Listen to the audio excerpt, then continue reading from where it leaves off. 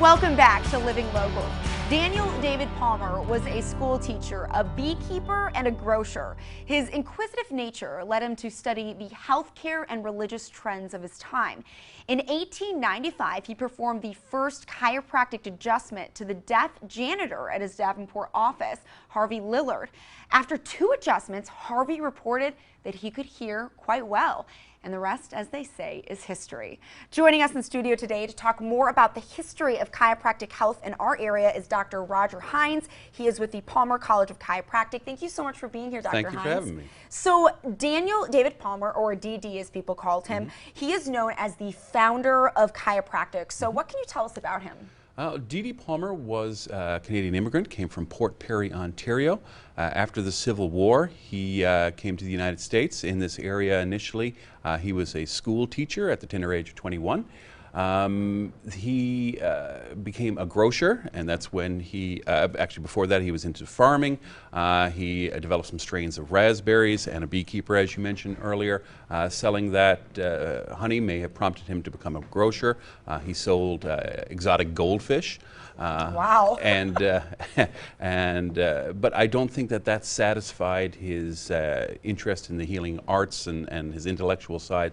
So he did study many of the what we would today deem the alternative methods of the time. He settled on magnetic healing. His initial magnetic healing office was in Burlington, Iowa. In 1888, he moved up to Davenport, Iowa.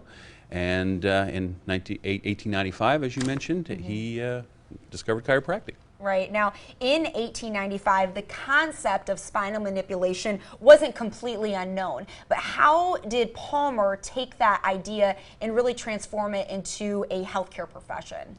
Well, you're absolutely right. D.D. Palmer himself, in his 1910 book, said, "I am not the first person to replace the subluxated vertebra, for the art's been practiced for thousands of years." And there's numerous examples throughout history of different cultures and societies incorporating, spinal manipulative techniques into their healthcare regimen.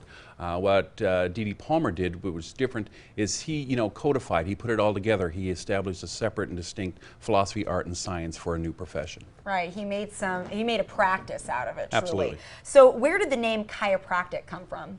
Actually, there was a Presbyterian minister here in Rock Island, Reverend Samuel Weed, and he was a friend and patient of D.D. Palmer.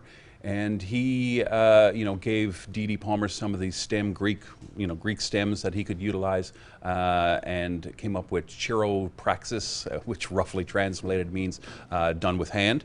And as most chiropractic adjustments are done with the doctor's hand, it makes perfect sense. That is so interesting. I never knew that. Now, Palmer College of Chiropractic was established way back in 1897. So how did the college come to be? Well, I think it took a couple years after he, discovered chiropractic to really formulate his ideas and theories into a, system that he could put forward. There was one incident up in Clinton Junction, Illinois, in which D.D. was involved in a near-fatal accident, and that incorporated his as horse-drawn carriage and a train. I think that scared him a little bit, and he thought, I need to, bring this to the world as opposed to keeping it more to myself. So right. I think that was the push that started Palmer College. Wow, that's incredible. Now, the Palmers are really the first family of chiropractic, and today we're talking about D.D. a lot. But what other family members are helping to continue and contribute his legacy? You're absolutely right. The Palmers are definitely the first family of chiropractic, and we wouldn't be where we are today without them.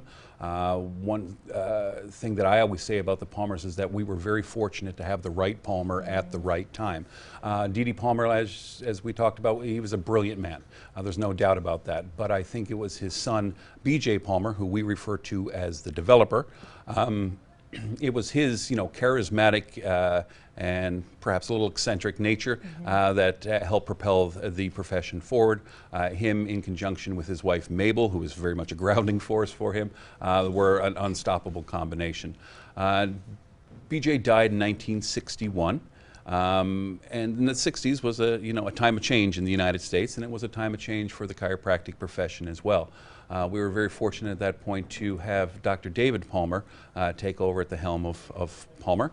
I think what he added was a degree of professionalism to chiropractic.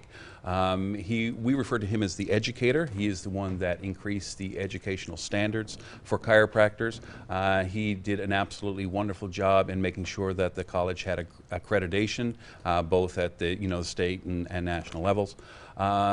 Since 1978, I believe, Vicki Palmer has been involved with Palmer College, following in her father's footsteps, and I think done an absolutely wonderful job of keeping in the same, same line as her father. We refer to her as the refiner, and she's done a lot to help expand the college with colleges in both Florida and in California, in San Jose. It's interesting to see all these different family members have kind of a unique contribution to the evolution of chiropractic care, and then Palmer College as well. How much do chiropractic procedures taught and practiced in 1900 resemble what we experience today?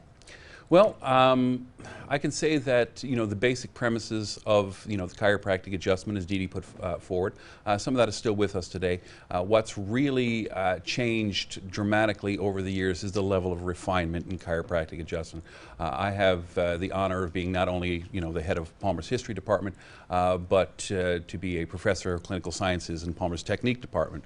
And I can tell you that we never stop looking for ways to improve the methodologies used by chiropractors, and I think Palmer puts out the finest chiropractic adjusters, hands down. We are the envy of every other chiropractic college for sure. Right, it is such a gem here in the Quad Cities, and something we're very proud to have. It's been 122 years since the founding, so how has Palmer College adapted to those changes that you talked about with just the refinement of everything?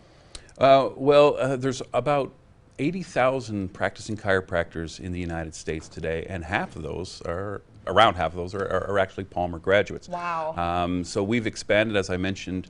We have two campuses as well, one in San Jose, California, and one in Port Orange, Florida. So we've dramatically increased our footprint there.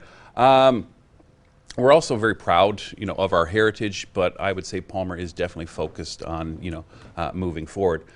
Palmer's tagline is the trusted leader in chiropractic education, and I think we live up to that extremely well. We definitely put out the finest chiropractic graduates out there in the field today.